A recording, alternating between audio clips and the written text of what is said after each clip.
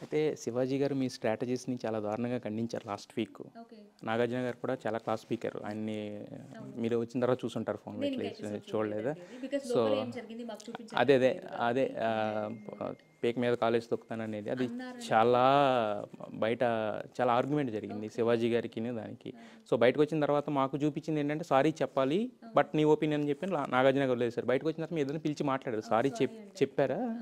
Just సింపుల్‌గా నేను పిలిచి ఇలా అన్నాను. సారీ అండి అన్నారు.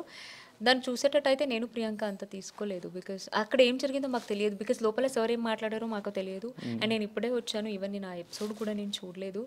సో, కాబట్టి దాని గురించి ఏం మాట్లాడనుకోవట్లేదు. ఆయన టోటల్‌గా మొత్తం అమ్మాయిలందరికీ కూడా సారీ చెప్పమని చెప్పారు నాగార్జున గారు.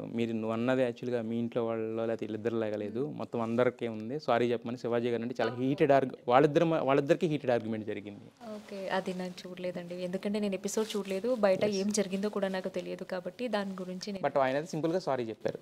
సింపుల్‌గానే చెప్పారు. అన్న క్యాజువల్‌గా ఏది చెప్పినా అమ్మ సారీ అమ్మ అంటారు. ఐ వాస్ లైక్ ఓకే అన్న అనేసి మేము లైక్ తీసుకున్నామండి. అయితే ఈ సీజన్ 7 ఉల్టా పుల్టాలో తేజకి ఒక బ్రాండ్ ఉంది. తేజ ఎవరు నామినేట్ చేసినా కూడా వాళ్ళు వెళ్ళిపోతారని చెప్పి.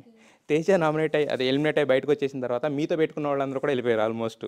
అంటే మీతో కొంచెం హీటెడ్ ఆర్గ్యుమెంట్ అంటే మీరు నామినేట్ చేయడం కాదు. మీతో కొంచెం ఏదైనా హీటెడ్ ఆర్గ్యుమెంట్ ఉన్న వాళ్ళు వెళ్ళిపోతాం అనేది కనపడతా వచ్చింది మాకు. సో ఇది ఇక్కడ ఒకటే అండి ఏంటంటే ఎవరి చేతుల్లో ఏమి ఉండదు. అదొక్క ఊహ అంతే. జస్ట్ అది ఫన్‌గా మనము లోపల ఫన్‌గానే అందరూ అనుకున్నాం కానీ తేజకి అది అట్లా అయింది తప్ప తేజ అట్లా చూస్తే చాలా మంది నామినేట్ చేశారు. అట్లా ఎవరు వెళ్ళిపోలేదు.